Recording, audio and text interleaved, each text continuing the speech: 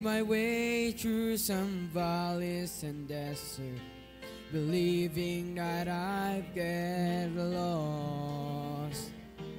I stood at the foot of what felt like Mount Everest, knowing I had the strength for the climb. 'Cause through every trial, each test and temptation, one thing is sure every time.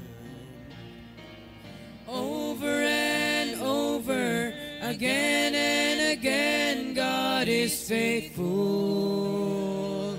Over and over, again and again, through it all, He's made me able to stand and survive, to come through alive, and it sure looked like I couldn't win. But Jesus is with me, so I'll claim the victory over and over again.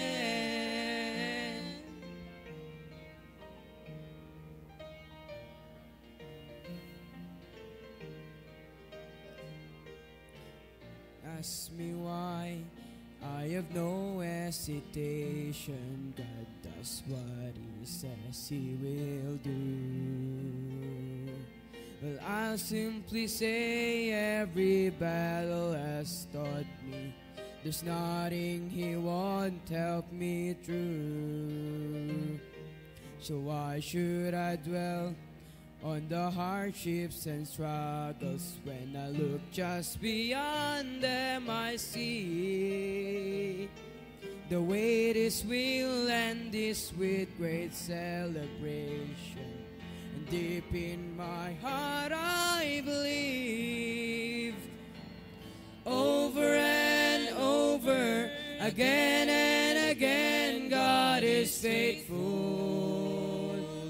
Over and over, again and again, through it all, He's made me able to stand and survive, to come through alive, and it sure looked like I couldn't win.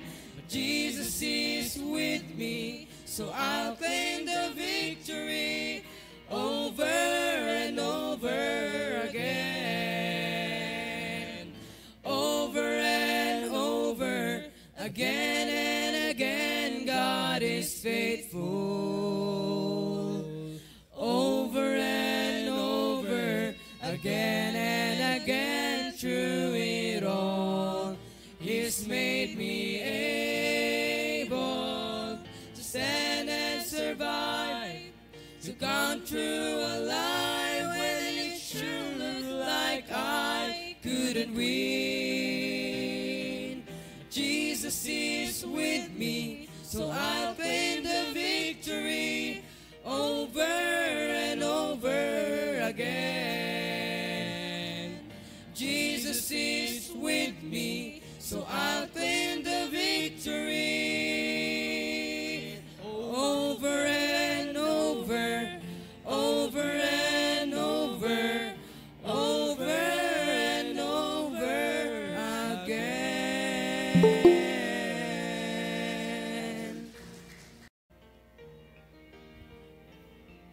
Yes.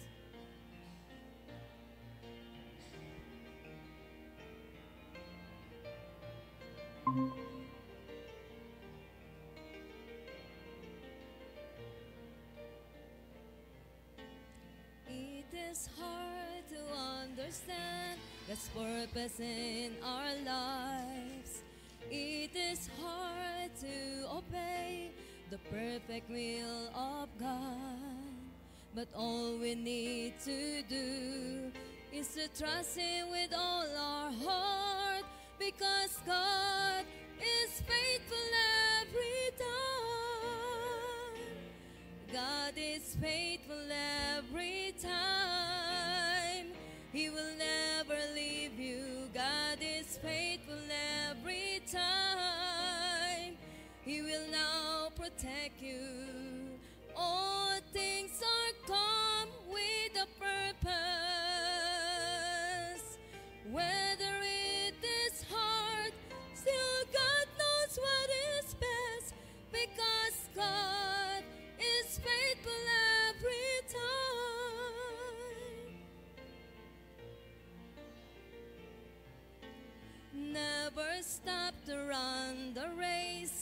God has set before us. Do your best to reach your goal, and God will take the rest. Lay aside your burden at His feet, because God is faithful every time. God is faithful every time. He will never leave you. God is faithful every time. He will now protect you.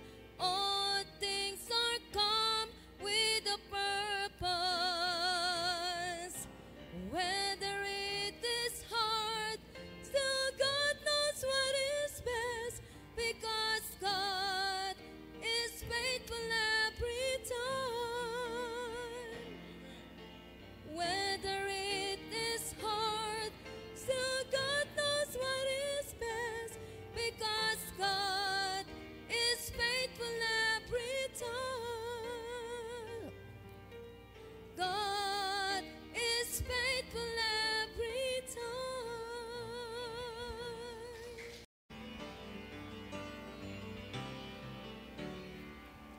Lately I've been through some testing and trials.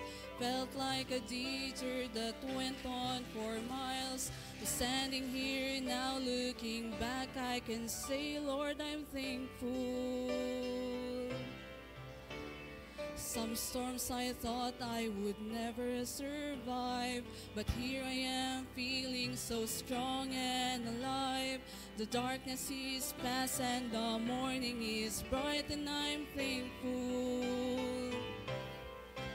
Lord, I'm thankful like David after Goliath, like Paul and Silas after the jail. I'm thankful like Daniel after the lions. Lord, I'm thankful. Thankful like Noah back on dry ground. Thankful like Lazarus finally on wood. Every beat of my heart wants to pound. I'm thankful, Lord, I'm thankful.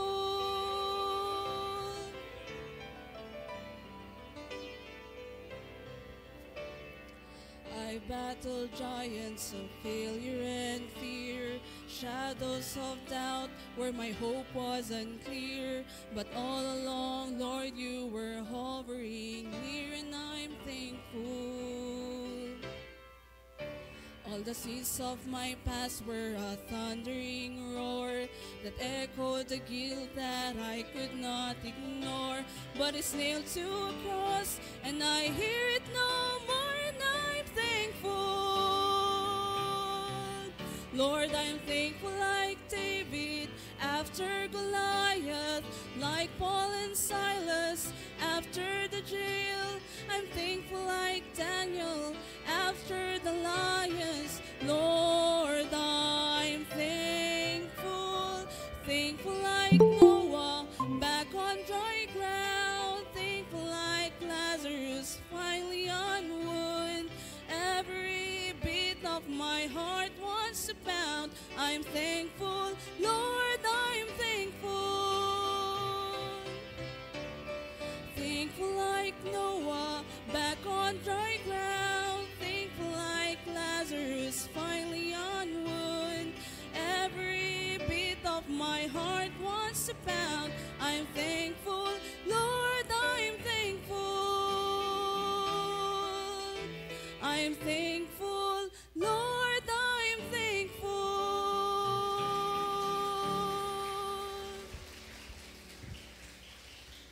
Amen. All right. Good songs we heard. Amen.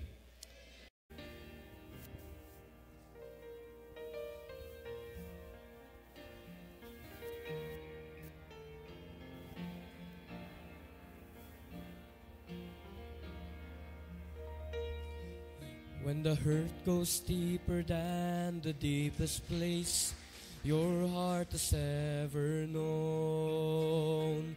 When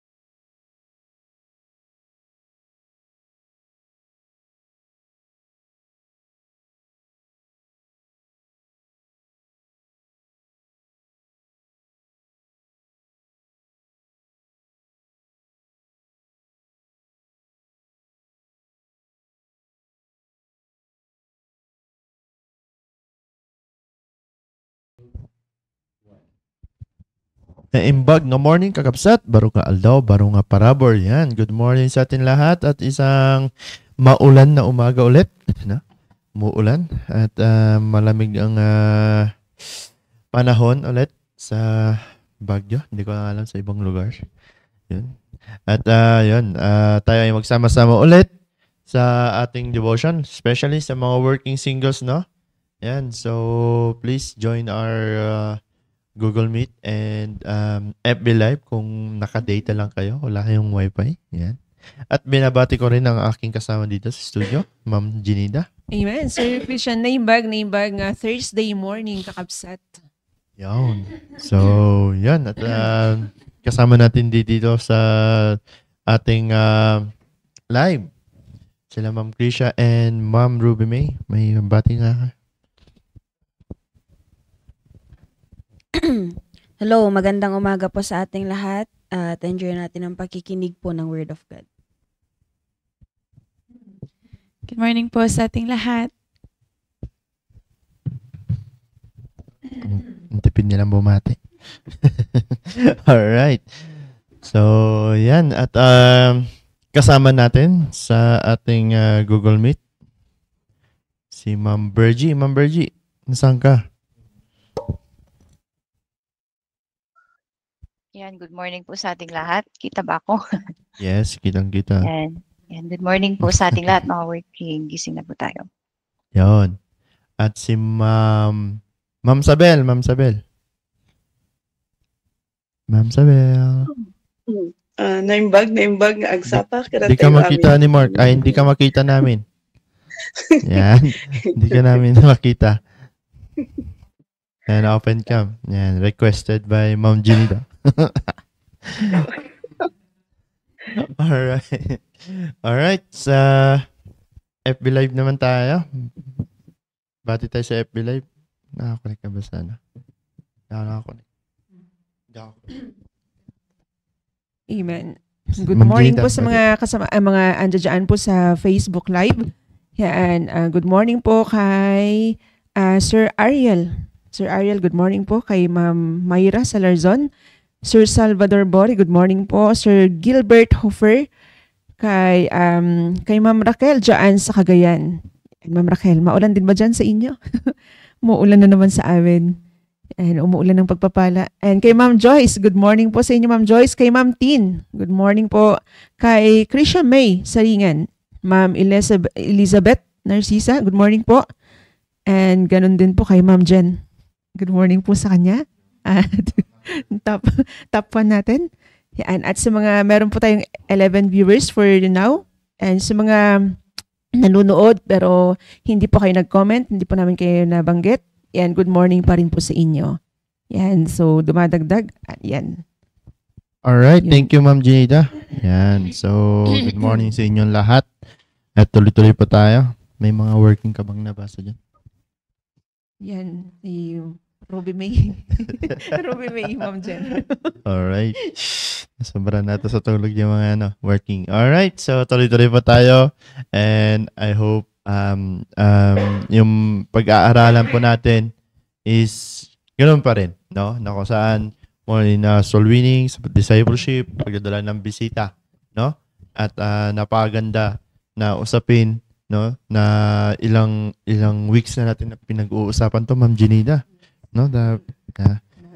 Months, no? Na kung saan dapat andun na yung yung ina-apply na natin at ginagawa na natin sa pagdating sa pag-area, yan, kahit sa saan tayo mapunta, andun yung ina-apply natin, yung naririnig natin mula sa mga devotions, no? So, yun, at hindi lang naman sa devotion tong pinag-uusapan, kundi sa mga, yan, sa mga devotions, sa araw-araw na devotions, no? Alright, so, si Ma'am Bergie, unahin natin si Ma'am Bergie, baka mawalan siya ng internet ng mga 5:30, ganun. Ma'am, yan, Ma'am Bergie, ikaw mauna ba? Yan, good morning po sa ating lahat ulit. Yan. Nung last time nabanggit ko yung yung sa quality of service in the ministry, 'di ba, na yung performance natin, yung kung paano tayo naglilingkod ng may puso. Ayun. Kasi iba yung nasa ministry lang and iba yung may ministry lang tayo na nasasabi. Ayun. At iba naman yung ginagawa talaga natin yan for God's glory. Kasi ay sabi ko nga ay nakikita din yan. Makikita mo sa bawat isa na involved yan kung paano sila maglingkod at meron ding transformation, 'di ba? Ang isang taong naglilingkod sa Panginoon, meron din 'yan, nagbabago din 'yan at lalong habang tumatagal is yun may transformation or humility before the Lord, 'di ba? Yun. So dito tayo sa John 12 verse or John chapter 12 verse 32. Ayan. Sabi niya dito sa John chapter 12 verse 32. Yan, sabi niya, and I, if I be lifted up from the earth, will draw all men unto me. Ayun, dito sa verse na ito, si Hesus Kristo yung nagsasalita. At yun nga, itong verse na ito, yung and I, if I be lifted up from the earth, na sabi niya is tumutukoy sa kanyang death, burial, and resurrection. Yun. It's about the spiritual drawing power of Jesus' death, burial, and resurrection. Yun. It signifies that through faith in Christ, people can be reconciled to God and experience eternal life. Ayan. Kaya, kung may ano dito, di ba? And if I be lifted up, sabi niya, and if I be lifted up, ayan. Kasi hindi naman pwede na pag nagbabahagi tayo ng gospel ay hindi si Hesus Kristo yung naitataas, di ba? Kaya every time na yung nag-share tayo ng gospel, palaging nababanggit si Hesus Kristo, di ba? Na sa John 14:6 na siya lagi yung center, di ba? Kasi nga it's the gospel, it's the death, burial, and resurrection yung babanggitin natin, yung i-share natin sa mga tao, mga unsaved. Kaya niya nabanggit dito, di ba? Na I will draw all men unto me. And yung power ng ng gospel, yung power ng death, burial, and resurrection ni Jesus Christ. Kaya kung tayong mga saved, 'di ba, ay hindi gagalaw, 'di ba? Hindi nila maririnig yung gospel kung hindi natin ibabahagi.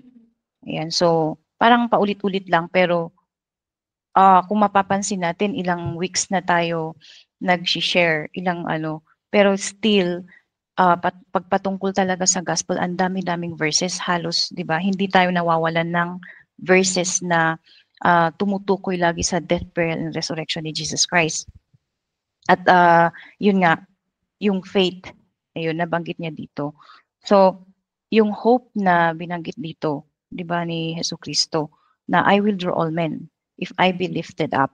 Kaya it's conditional, di ba, na si Hesus Kristo dapat yung kumbaga kung i-consider natin yung the whole picture, 'di ba, ng buhay natin.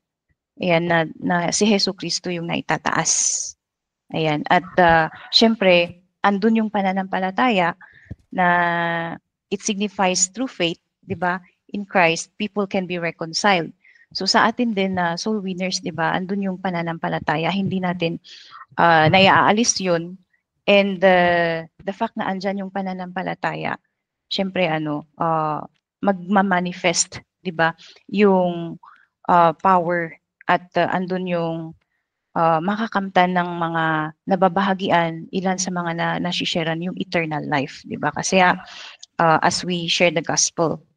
And like katulad ng sinabi ko kanina na it's all about Jesus Christ. Yung buhay natin is all about Jesus Christ. The moment or upon our salvation is all about Jesus Christ. Yun. Kaya hindi naman pwedeng, 'di ba? Hindi talaga wala tayong lugar, 'di ba? Wala na tayong lugar na yung sarili natin ang maitataas, 'di ba? There's no more place for us na tayo yung marirecognize. Ayan, pagdating sa Great Commission. And ayun niya, sabi niya dito, 'di ba, sa Galatians 2:20 na I am crucified with Christ, nevertheless I live, sabi ni Paul. Yet not I, but Christ liveth in me. And the life which I now live in the flesh, I live by faith of the Son of God who loved me and gave himself for me. So, nakita na natin yung demonstration mismo ni Paul na sa kanya mismong Christian life, sa kanya mismong pananampalataya, sa kanyang paglilingkod throughout his mission work, it's all about Jesus Christ. So, wala naman tayong nakita dito na si Paul is na-lift up or sumikat na parang di ba? Dahil sa halimbawa pagiging tent maker or ang galing pala ni Paul dito sa 'di ba? Hindi naman natin siya makitaan na marami palang skills si Paul, yung mga ganun. 'Di ba? It's all about sa mission work yung ginawa niya dito. And naman, syempre sa buong buhay natin sa panahon ngayon, ang daming mga 'di ba? Ang daming mga sources ang tao na kumbaga na ang tao is nare-recognize, 'di ba? Like for example sa trabaho niya. Yan. So nare-recognize siya pero kapag andun naman talaga kasi yung pagiging soul winner mo, ayun, hindi yun dapat, 'di ba nga, yung nakikita. Parang ganun. Hindi dapat yun yung nakikita sa isang tao. Na dapat yung, ang naman ng trabaho niya. Yung ganun. Ang laki naman ng sahod niya. Parang, iba, di ba? Yung parang puro ganun yung makikita sa'yo. Tapos hindi nakikita yung, ang galing niyang ang humble naman ng taong ito kasi, ang dami niyang mga, di ba, palagi siyang nagsishare ng gospel. Nakikita ko siya sa daan na, yung ganun, di ba, na, merong ganun na feedback sa atin. Yan. Kaya sa akin, pagdating sa buhay ni Paul din talaga, it's really a great example na maging ganun din sana sa atin. Siyempre, lalo-lalo na yung ginawa ni Hesus Kristo nung nagkatawang tao siya. Ayun, di ba? Kaya mahalaga yung nalilift up pa din, hindi yung profession natin, hindi yung status natin sa buhay, na yun yung nakikita nila, na dapat yung nakikita nila is we are a soul winner. Yan, we are a soldier of Christ.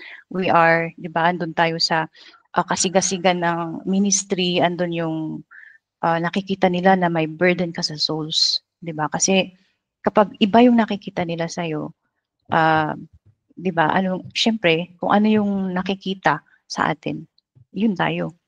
So, and syempre maano natin na ang tawag doon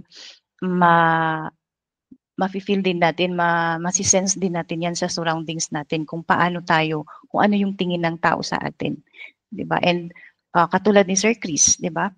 How do we look up to Sir Chris in terms of his yung buhay niya nung nandito pa siya, 'di ba? So in his case, 'di ba, na ang daming hanggang ngayon kahit na andun yung legacy niya, 'di ba, na they still look up, na re-recall nila, 'di ba, yung nare-recall nila yung pagiging discipler niya, yung pagiging soul winner, 'di ba? Kasi actually yun din yung first na napansin ko nung first time ko nung din ako, nagsisimula pa lang ako sa PMA, 'di ba? Ganun yung yung example. Yan. Kaya from there, syempre andun yung respeto, 'di ba, na yun kasi may may mga naiwang disciples na until now they became, 'di ba, they became leaders, ganun. So just like Paul, 'di ba, na napipicture yung ginawa niya. Yan, na-highlight yung ginawa niya sa paglilingkod. And sabi niya dito sa Matthew chapter 23 verse 12.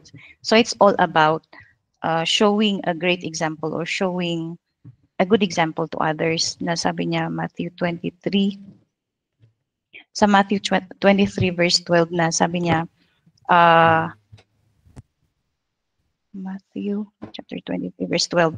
And whosoever shall exalt himself shall be abased, and he that shall humble himself shall be exalted. Andun yung kalakip yung syempre sa pananampalataya natin, andun yung humility ng bawat isa.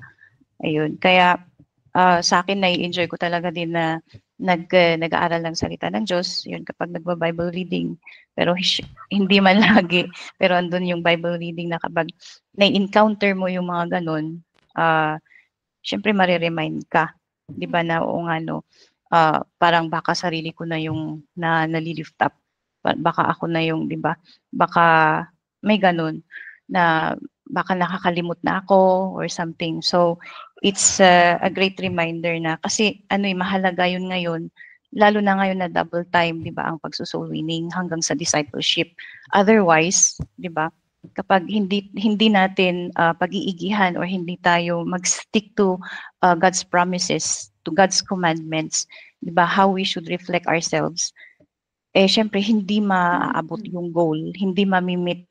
Kahit sabihin mo na may mga nadala ka na sa church, kahit sabihin mong every Sunday may nadadala ka sa simbahan, kung hindi sila nag-stay, like yung sabi ni Pastor na may mga, ang dami-dami nga nilang nadala, ang dami-dami nilang bisita, pero hindi sila ni isa walang nabaptize.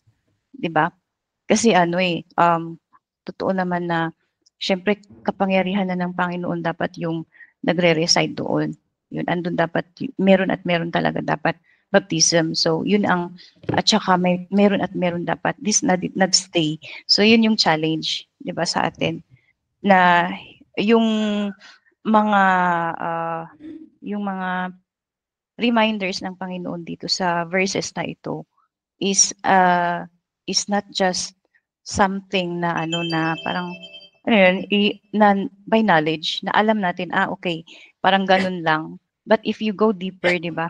If you dig deeper yung mga verses na ito, it really takes seriousness sa pagdating sa ministry. Yun. So, and sa sabi niya yung abased kasi dito, di ba? And whosoever shall exalt himself shall be abased, na yung abased is to be degraded. Di ba? Madidegrade. Kapag kasi tayo in-exalt natin yung sarili natin, ayun, karamihan naman may mga ganyang weakness yan within the church. So, andun yung mapapansin natin na nakaka-degrade nga, di ba? So, it's not good. And kapag lalo na pagdating sa yun nga, yung hindi na nagiging effective, iba na yung nakikita. Yun. So, it's good warning, kumbaga, sa atin.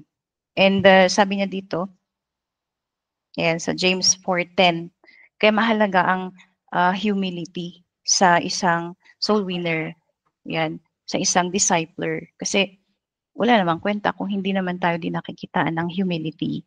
Ganun. So, and humility, of course, yung character, di ba, andun yung, natin, kapag humility is, God is higher, Jesus Christ is more, di ba, na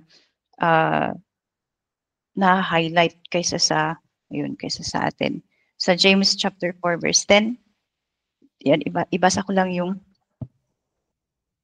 verse. Yan, humble yourselves in the sight of the Lord and He shall lift you up. Ayun. Na sabi na dito, if you humble yourselves, yan, or if we humble ourselves in the sight of the Lord and He shall lift us up. So, it's always the bottom line, yung to humble ourselves before God. And if we really want chances, di ba? And if we really want to be more effective, yan, if we want Jesus Christ be lifted up, and kung mayroon tayong kailangan, di ba, na ma-revive sa sarili natin, di ba, na kung dati is tingin nila sa atin is ganito, ayun. So how we want others to perceive us, it depends on how we humble ourselves before God. Yun. So, yun yung mga verses lang na pag-connect ko dito sa pagdating sa paglilingkod, pagdating sa soul winning, sa Great Commission, sa nangunguna talaga kasi importante, di ba, yung sarili natin na kung ano yung nakikita ng outside, mapa-save or unsave, kung ano yung nakikita nila sa atin. Kasi nga, the way we communicate, di ba, yun, and yung respeto, na halimbawa if they see us respectful, polite pagdating sa nag-share, nagdo-door knocking, yun, or parang ang ayos naman ng taong ito or ang bait naman ng taong ito or parang we have the sense of comfort pag nag-door knocking tayo na nasi-sense nila na parang naku-comfort sila. Parang ganun, di ba? Na iba yung atmosphere. Yung iba yung nararamdaman nila pag, nasi-sense nila sa atin pag nakaharap na nila tayo. Ayun. Kapon nga nung nandun kami sa School of Thoughts ni Julian, ni Sis Julian. Tapos, yung mga bata, yung mga kids doon, hindi sila, parang kakaiba, para silang mga special. Kasi meron talagang autistic, may special talaga doon na nag-isolate, pero yung behavior nila, pag nakikipag-interact sila sa'yo, is parang advanced yung utak na alam nila yung merong isang estudyante doon na nagbabanggit siya ng ang tawag doon, matataas yung deep words. Ayun, kasi English speaking zone sila doon. Tapos deep words, yun pala, sabi ko may pagka-special siguro. Kasi may syempre may mga chikiting doon, may mga maliliit. And merong hanggang 11 years old or 12 siguro yung oldest. Yun, kaya doon, sabi nung teacher nila, yan na naku-comfort sila na nandun kami kapag may kasama sila. Kaya nagiging thankful sila daw. Yan, nagpapasalamat sila na meron tayo, na may kasama sila doon. Yun, kasi yung mga bata is parang nagsawa siguro sa kanila. Ganun. Kaya mas nagbe-behave yung mga bata nung dumating kami doon. Kasi special sa kanila yung may bisita or may bagong mukha silang nakikita. So, sa amin, it's a compliment na, alam mo yun, andun yung kilos ng Panginoon. Ayun, kaya nakaka-bless ang magturo sa it's a different environment na kakaiba yung mga bata, pero never naman silang nag-misbehave. Ang maano lang talaga, hyper, yung ganun, may hyper doon na para silang mga, hindi naman sa super special or something, pero parang pag nare-realize, pag inoobserbahan mo sila, minsan parang hindi ko naisip ko paano kaya ito natitiis, 'di ba? Ng mga magulang na may ganito silang anak, 'di ba? Tapos grabing patience, ayun yung sa kanila. Parang kakaiba yung may naramdaman akong konting awa, ganun kasi yung generation ngayon na ng mga kabataan na parang kakaiba. Yun, sabi ko kasi nung bata ako, nag-aaral ako, puro normal naman yung mga kaklase ko, tsaka mga ganun, wala namang ganyang, sa bawat pati kahit sa ibang school, yan, meron talagang kakaiba yung mga behavior. So, yun ang challenge na dapat talaga mahalaga yung, andun yung natin, yung kaseryosohan natin pagdating sa sa soul winning. Kasi kawawa yung mga, di ba, nasa-sacrifice, nako-compromise yung mga ibang tao. Yan, they need assurance of salvation, kahit yung mga ganitong kabataan, yung mga ganong age. So, yun lang po, and to God be the glory. Thank you, Ma'am Bergie. Yan. So, totoo yun, no? Na kung saan, andun dapat yung gasigan natin sa pagsusol winning, no? Hindi tayo, yan, na kung saan pipiliin natin, ito, may matino to. Yan, matino. Pwede ma-sharean to. Tapos kapag wala na, diba? Pag mga homeless, no? Yan, so, yan. At dun yung testimony din natin, sabi ni Ma'am Bergie, no? Na makikita sa atin. At, yan, at duktungan ko lang yung grabe ni Ma'am Bergie. Yan, so, napakaganda na andito yung sa pagsusulwining natin, no? Yan. Gusto ko nang i-share dito yung sa prayer for souls, no? Na kung saan andun yung prayer natin sa mga kaluluwa na masisharean natin. Yan. So, dito sabi sa James chapter 5 verse 15, no? James chapter 5 verse 15. Ito yung gusto kong i-share sa inyo. Yan. So, sabi dito sa James chapter 5 verse 15, and the prayer of which shall save the sick, and the Lord shall raise him up. And if we have committed sins, they shall be forgiven him. That's verse 16. Confess your faults one to another and pray one for another, that ye may be healed. The effectual, fervent prayer of a righteous man availeth much. Yan. So, makikita natin dyan dito. Nandito yung prayer. Nandun yung prayer natin para sa kaluluwa. Yan. Then, sabi nga dito, na kung saan, pray one another that ye may be healed. The effectual, fervent prayer, no?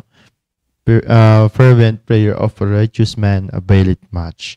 Yan. So, ano ibig sabihin ng effectual? Yan. Successful in producing desired or intent result.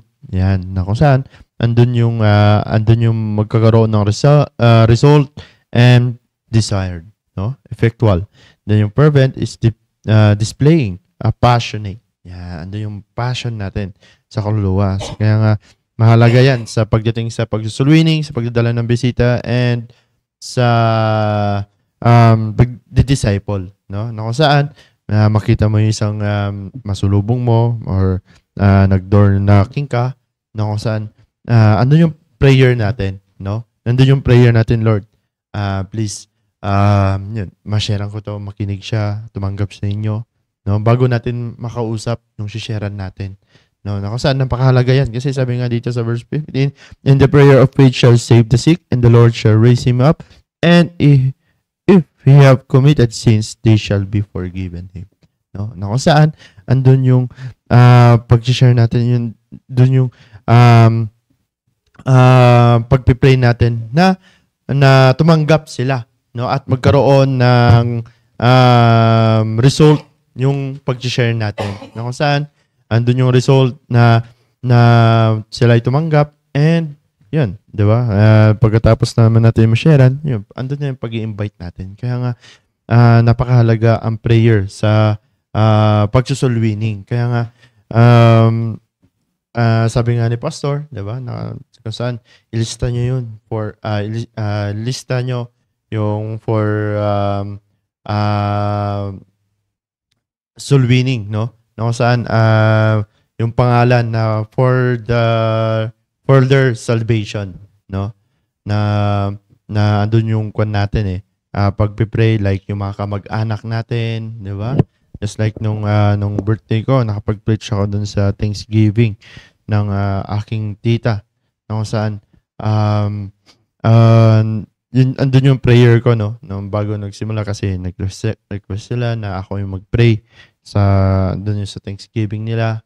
Then, daming tao na dumating, mga kamag-anak namin, tapos kamag-anak ng tito ko sa side nila. Yan. So, andun yung prayer ko na sila yung makinig, tapos may mga nagkukuhan pa dun sa sa likod nila may nagiinom, no? Then, nag-pray din ako talaga na sila yung makinig at sila hindi gamitin ng diablo para hindi para ma-interrupt, no, ang pag-share ko. Then yun, thankful naman ako dahil sinagot naman ng Panginoon yung prayer ko na pag-share ako, naidala ko sa kanila ng maayos yung salvation, and andun yung pasasalamat nila, no, na meron nag-share sa kanila ng salvation. Though yung iba, yan sila tito ko na-share naman na, or tsaka yung mga ibang kamag-anak namin, pero andun pa rin yung prayer ko pa rin, no? Na andun yung review, no? Napakalaga. Then, andun din yung, yung mga hindi pa nakarinig, no? Ng Word of God. Yun. So, sila yun naman ay tumanggap. So, andun yung prayer. Kasi, napakaganda, no? Na kung saan, hindi ka lang yung magpipray, Lord, iligtas mo to, pero wala ka nang gagawin, no? Hayaan mo lang yung Holy Spirit, pero wala kang ginawa, no? Sabi nga dito sa James chapter 2 verse 14, no? What doth it profit, my brethren, though a man say he have faith and have not works, can faith save him? Di ba? Kung saan magpipray tayo, andun yung faith natin sa Panginoon, pero hindi natin gagawin, no? Hayaan mo na lang yung Lord, may masusulubong ka. Nadala ka ng takot mo kasi mukhang matalino, no? Baka didebatehin ako nito, baka mukhang iglesia to nang didebate to, no? Pero andun nga, no, kung saan andun yung faith natin sa Panginoon na makapag-share, makapagdala ng kaluluwa, no, para sa Panginoon. Kaya nga napakaganda, no, na kung saan mag-pray muna tayo bago tayo mag-soul winning, no, mag-area, no, upang sa ganun andun yung guide ng Panginoon sa atin, andun yung protection ng Panginoon sa atin. No, and ang Panginoon, ang power ng Panginoon, siya mag-work sa kinakausap natin. Kaya nga, and the prayer of faith shall save the sick, no, na kung saan andun yung maliligtas, no. Kaya may times talaga na talagang nag-pray naman tayo pero andun yung pagtanggay nila, 'di ba? So tuloy-tuloy lang, no, na kung saan at least, 'di ba? We try our best to reach out them, no? And nasa kanila na yung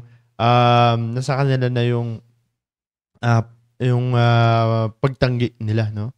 Na kung saan tatanggihan nila yung word of God, 'di ba? So hindi naman sa atin yung mawawalan eh. Sila yung mawawalan ng buhay na walang hanggan. Kaya nga napakahalaga, no? Napakahalaga na sa soul winning ang prayer, no? And ganoon din sa pagdadala ng bisita, no? Na kung saan sa pagdadala ng bisita, talagang kailangan talaga ng panalangin 'yan, no? Kasi may anytime pwedeng umatake ang diablo, baguhin ng kanilang isip, no? Na kung saan nangakaw siya ng Sabado, no? Tapos ang ganda na ng usapan nyo, pagdating ng Sunday, wala na. No? So, talagang andun yung andun yung diablo na manggugulo talaga and babaguhin niya yung decision na nakausap natin. Kaya nga, it requires prayer, no? Na kung saan, gabi pala ng Sabado, pag-pray natin na talagang sasama yung wag sanang baguhin ng diablo, no? Or guluhin ng diablo yung decision na nakausap natin at susunduin natin. Kasi andun, di ba? Andun yung power ng prayer, no? Prayer. Kaya nga examinin natin, no? Sa ating sarili, syempre, the Lord will answer a prayer kapag faithful tayo sa Kanya, no? Kapag faithful tayo sa Kanya. At napakaganda na andun yung tayo sumusunod, no? Obedience, tayo sumusunod sa Panginoon at ina-apply natin yung Word of God and the Lord will answer our prayer, no? The Lord will answer our prayer. Kaya nga napaganda, no, na kung saan makitaan and yun nga sabi tulad ni Ma'am Bergie, no? Through our testimony, no, na andun yung pag-share natin ng gospel, no, na makikita sa atin, na makita pa lang tayo. Uy, yun, pira, ang tino-tino naman yan, di ba? Nasabi nga ni Pastor, every time na lumalabas, dapat suot ng maayos, no? At yun nga, kung saan, talagang it will remind, no, sa akin, na kung saan, talagang andun yung faith ni Pastor talaga, na through sa soul winning talaga andun yung kaseresyohan niya and andun na yung nakita kong model, no, sa pag-soul winning is our pastor, no. So talagang yun nga, through prayer, no, through prayer na talaga kapag tayo ay bilang isang soul winner, no, hindi yan mawawala na tayo ay magiging prayerful, no? Prayerful Christian. Hindi lang dapat, no, kapag may kailangan tayo sa Panginoon, may gusto tayong maasam sa buhay, no? Na doon lang tayo nagpi-pray sa Panginoon, hindi. Kundi every time, no, tayo ay mag-share, andun every time na tayo mag-i-invite, every time tayo magdi-disciple or mag-Bible study, andun yung mag-pray tayo sa Panginoon. Kakausapin natin ng Panginoon, no? Kakausapin ng Panginoon. Kaya hindi yan dapat mawawala, no? Sa pag-soul winning, no? Sa pagdala ng kaluluwa para sa Panginoon. Kaya makita nyo po dito, no, na kung saan and the prayer of faith shall save the sick, and the Lord shall raise him up, and if have committed sins, they shall be forgiven him. no? Na kung saan through sa prayer natin may maliligtas, no? May maliligtas.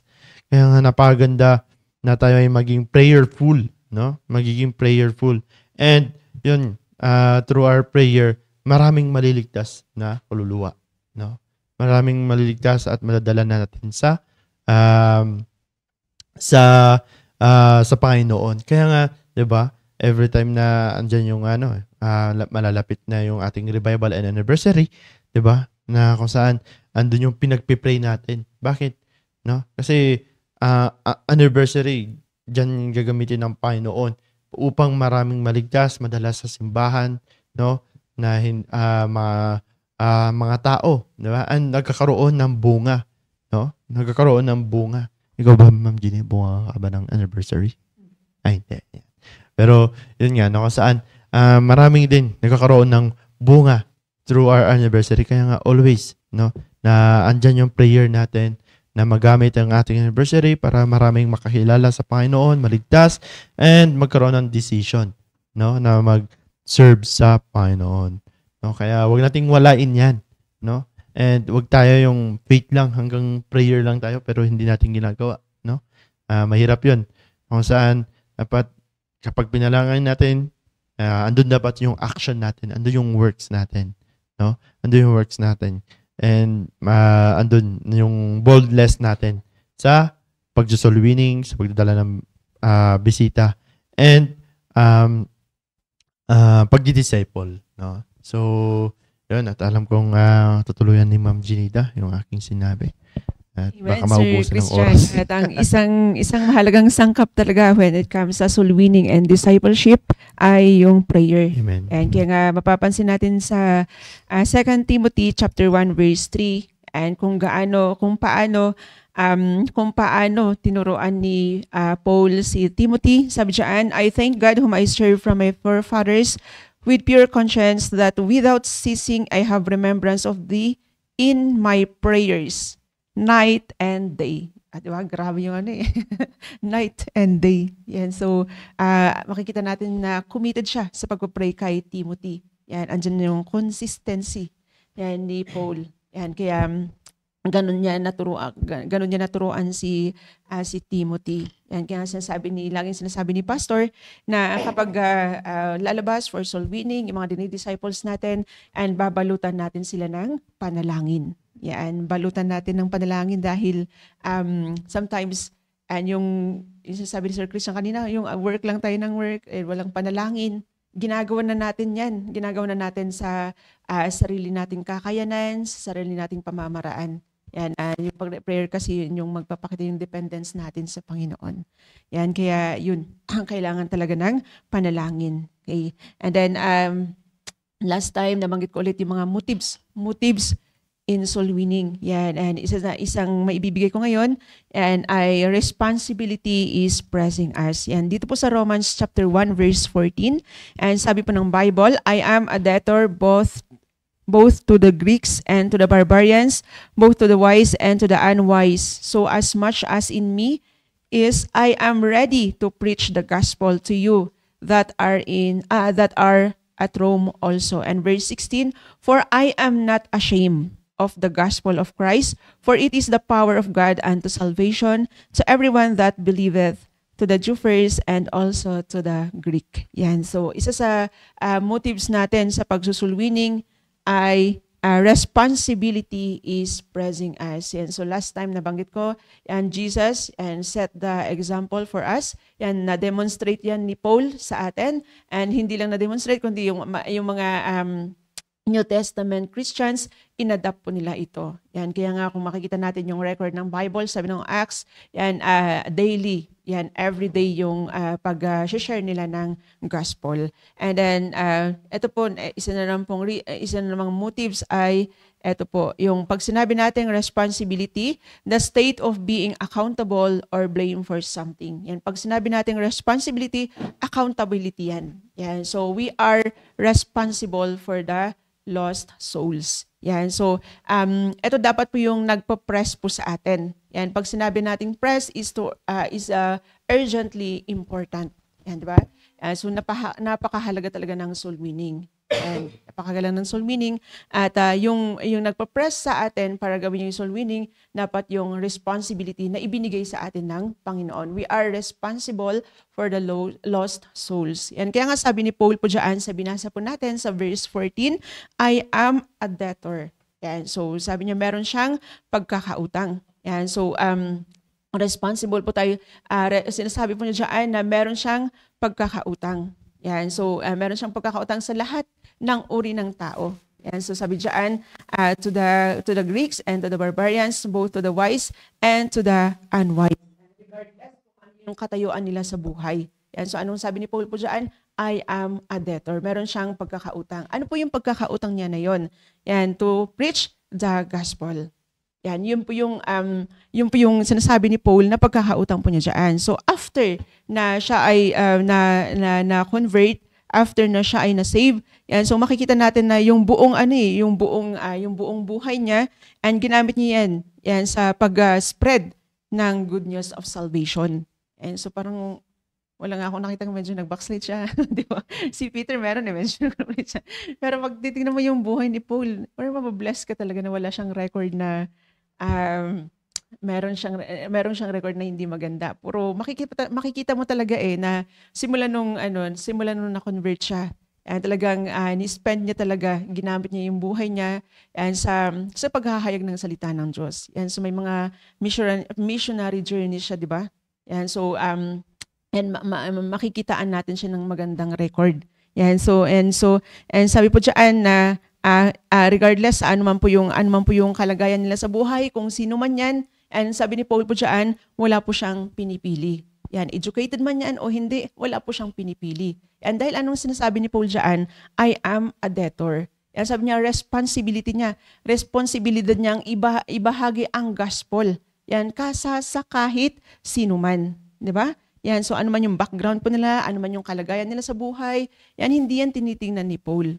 And bakit? Kasi ang iniisip ni Paul, yun yung meron siyang responsibility sa kahit sino. Di ba? Minsan, namimili tayo ng sishiran Di ba? Ay, just parang malaking bahay ito Ganda-ganda ng parang naihirapan, nahihiya, natatakot tayong i-approach. O, di ba? Yan, pero hindi po dapat ganon. Isipin po natin na ano man yung katayuan ng tao niyan, may kaluluwa yan at responsibilidad po natin sila. Kasi wala naman pong ibang gagawa po niyan, kundi tayo na nakaranas na ng salvation. 'Di ba? Sino po ba ang magmamalasakit sa mga lost souls? Wala. And kundi tayo. Although sabi nga ni Pastor, pwede namang gawin niya ng unsaved And pwedeng gawin ng unsaved yung soul winning, pero hindi yan magtatagal. And ganoon si Judas, 'di ba? Kasama niya ang Panginoong Kristo Jesus. And for how many years? Yan, malamang ginagawa din niya yung soul winning kasi kasama niya ang Panginoong Kristo Jesus. 'Di ba? May ministry din siya. And in fact, siya yung treasurer. Yan, pero sabi ng Bible, nasumpungan siya na unsaved. 'Di ba? And kaya ang totoong magmamalasakit, ang totoong gagawa po niyan, walang iba kundi tayo na nakaranas na ng kaligtasan. 'Di ba? And tandaan po natin, responsibilidad po natin. And responsibilidad po natin na ibahagi yan sa ibang tao. And responsibilidad natin sila. Yan, kaya sabi po diyan sa verse 15, and so as much as in me is I am ready to preach the gospel to you that are at Rome also. And so makikita natin diyan yung eagerness ni Paul na ibahagi yung gospel. 'Di ba? Yan, I am ready to preach. Yan, and then sabi diyan sa verse 16, yan yung binasa ko rin ulit kanina, for I am not ashamed of the gospel of Christ. Yan, di ba? Makikita natin dyan yung eagerness ni Paul to preach the gospel. Bakit? Kasi sabi dyan, I am a debtor. Yeah, meron siyang pagkakautang. Ano po yun? Ano po yung responsibility po niya to share the gospel. Yan, di ba? Kaya tayo po bilang ligtas na, and we should be our brother's keeper. Yan, di ba? Dapat meron tayong pagmamalasakit sa iba. Yan, so meron tayong pagmamalasakit sa iba at maipapakita natin yan sa pamamagitan ng pagbabahagi sa kanila ng gospel. Di ba? And isipin natin na kung hindi tayo minahal ng Panginoon, and hindi niya ibinigay ang kanyang bugtong na anak para sa atin, yan saan din naman kaya tayo ngayon? 'Di ba? And so nakaranas na tayo and nakaranas na tayo ng kaligtasan, napaganda na ibahagi din natin yan sa ibang tao. And kagaya ni Paul po dyan, dapat maging eager po tayo. Andun po dapat yung eagerness natin na mag-share ng gospel. Di ba minsan kasi ang nangyayari sa atin yung eagerness natin, nakikita lang yun kapag yung mga baguhang Kristiyano, di ba? Yung mga new converts. Yan, di ba? Kaya nga napakaganda na makasama mo yung mga yung mga baguhan lang, new converts kasi yung eagerness po nila di ba? And kaya napakaganda na kapag medyo lumalamig na tayo, balikan natin yung unang-unang pagsusulwining natin. Di ba? Halos lahat kinakatok natin. And pag sulwining, halos lahat kinakatok natin mga doors. And halos lahat ng mga kasalubong natin, nabibigyan natin ng tracts, ina-approach po natin. And di ba? And ganun po tayo nung una And sino po ba yung mga ganun dyan? Di ba? Kahit medyo kabado ka pa kasi baka hindi ko masagot yung itatanong sa akin, di ba? Pero kahit kabado ka, ano pa yung eagerness mo na mag-share ng gospel And di ba? Pero nakakalungkot, bakit tumatagal tayo parang nawawala na yung burden natin sa kaluluwa, 'di ba? And kaya napaganda na yun yung isang bagay na makita sa atin, yung eagerness natin sa pagwiwin ng kaluluwa, just like si Paul po dyan. Di ba minsan nahihiya tayo, yung sabi ni testimony ni Sir Christian noong nakaraan na nahihiyang kantsawan. Uy, pastor ka pala. Di ba? Ganun kasi and uy, ano ka Bible? Anong hawak mo? Bible ba yan? Uy, di ba? Lalong-lalo na pag alam nila na meron tayong kalukuhan noon, di ba? Pag namimit natin yung mga namimit natin yung mga high school classmates, high school friends, elementary, ganun. Yan, minsan nahihiya tayo to share the gospel. Yan, kakansyawan nila tayo. Yan. Pero huwag po tayong mahiya, di ba? Yan, kagaya nga ni Paul po dyan, and meron siyang eagerness na mag-share ng gospel. And dahil pagkakasaado po yung sabi ni Paul po dyan, I am a debtor. Yan, di ba? Meron siyang responsibility. Sinasabi niya dyan na responsibility niya na ibahagi yung gospel sa kahit sinumang tao. Yan. So, hopefully yung na-share ko sa inyo ngayong umagang ito ay maging tulong po sa atin para maging on fire po tayo sa soul winning. And tandaan po natin, isang araw, kapag may mga tao na may pagkakataon naman tayo na bahagian sila pero hindi natin na ibahagi yung gospel, yan ire-require yan sa atin, isisingil yan sa atin pagdating ng judgment, 'di ba? Yan kaya isisingil yan sa atin, kaya napaganda yan kaya basta't may pagkakataon na ibahagi natin yung salita ng Diyos, yan take the opportunity. Yan, 'di ba? Yan kaya nga sabi nga sa lesson ng mga first year dun sa personal evangelism, and not to be winning souls and carrying out our obligation, sharing the gospel, is to be guilty of soul murder. And di ba? Yan, kaya kapag hindi natin sinishare yung gospel, yan, anong tawag po sa atin? Soul murderer. Di ba? And kaya pag dito sa batas po natin, mabigat yung kasong ganun no? And kaya ganun din ang sabi dito sa lesson po natin na tayo po ay soul murderer, and kapag hindi natin we fail to share the gospel. And tandaan po natin yan, bilang nakaranas na ng kaligtasan, and napakaganda na maibahagi natin yan sa iba. Maganda na i-adapt po natin yung sinasabi ni Paul po dyan, I am a debtor. Ibig sabihin, meron tayong responsibilidad na ibahagi yan sa ibang tao. Yan. So yun lang, Sir Christian, and magandang umaga sa ating lahat. Thank you, Ma'am Janita. So, yun. Totoo po yun. No, kung saan hindi dapat tayong mahiya. No? Like Apostle Paul. No? Na kung saan dun, yung pag-share natin. So, minsan kasi, yun. Takot tayong makantyawan, kaya nahiya tayo Nanduduwag tayo. Yan. Alright. So, at I hope meron mo tayo natutunan for this morning devotion, no? And dun yung word of God na napag-aaralan natin is it will work sa ating buhay and ma-apply po natin, no?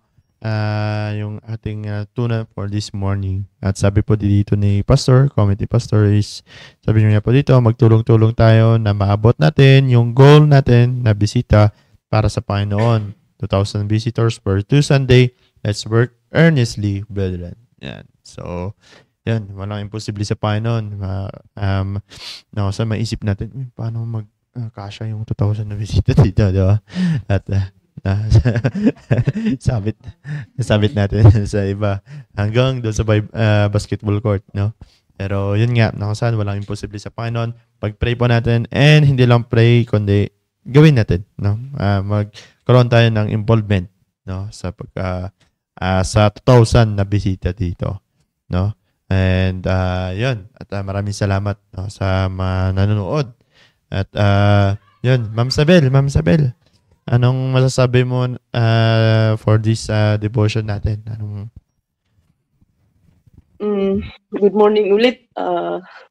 Patuloy sa pagsosoul winning kasi ang natutunan ko is, yung sabi ni Ma'am Jenita na responsible tayo sa lost souls. Yun lamang po, and to God be the glory. Thank you, Ma'am Sabel. Alright. Yan. Si Ma'am Krisha naman, anong masasabi mo, Ma'am Krisha?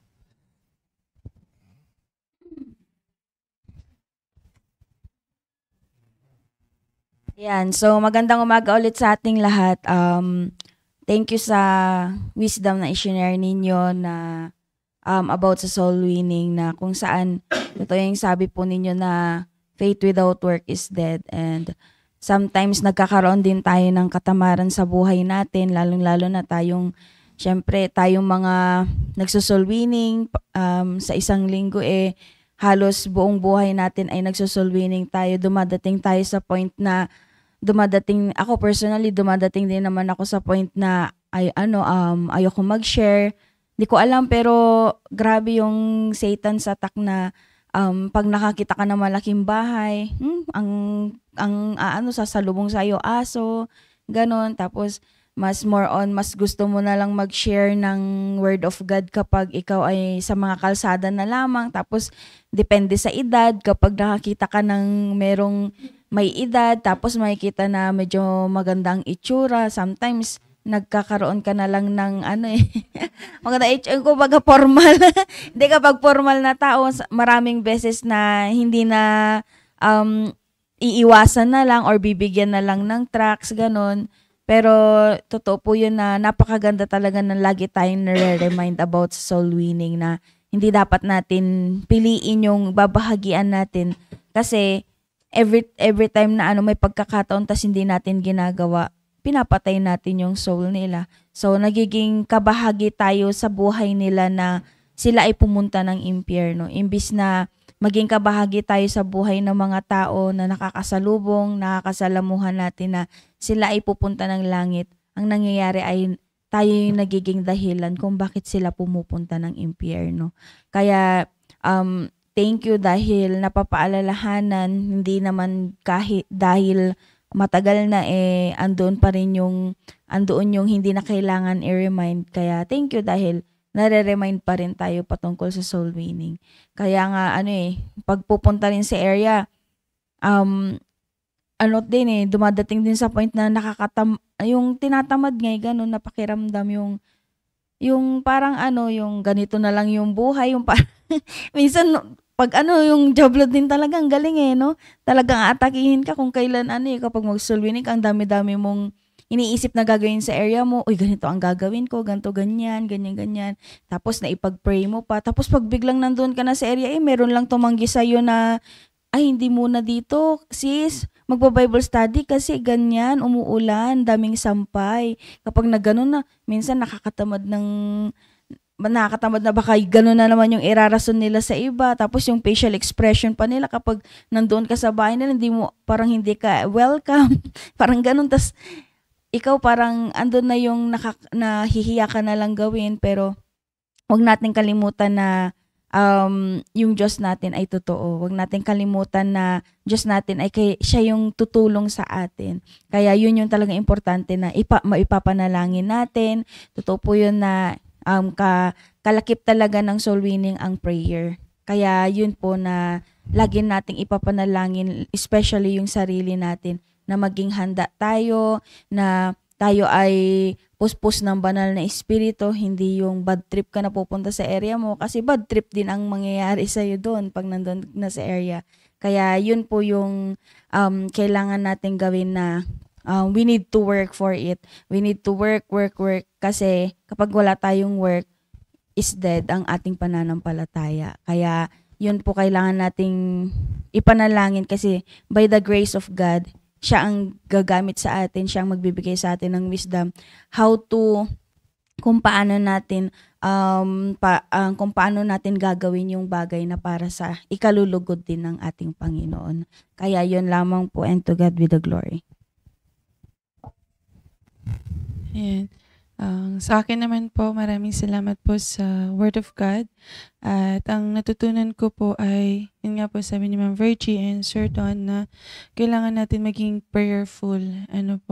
Dahil yun nga po, ang kalaki po ng pagsusulwining natin ay dapat maging prayerful tayo. At kay Ma'am Jen, ay responsible natin, accountable natin na mag-win ng souls. At wala na pong ibang gagawa nun, kundi tayo na nakaranas ng salvation. At yun nga po, ang responsibility ng isang ligtas ay ibahagi po yung salita ng Diyos at magkaroon po tayo ng eagerness to share the gospel. Yun lamang po. Sir Mark naman.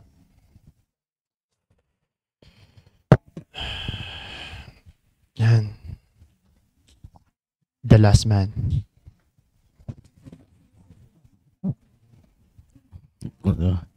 Ayan, good morning po sa tayo pong lahat. At unang-una, maraming salamat po sa mga hosts. Ayan, maraming pong salamat sa mga hosts sa tayo pong natutunan niyo yung umagang to. And good morning po sa mga nasa Google Meet at nasa Facebook Live. At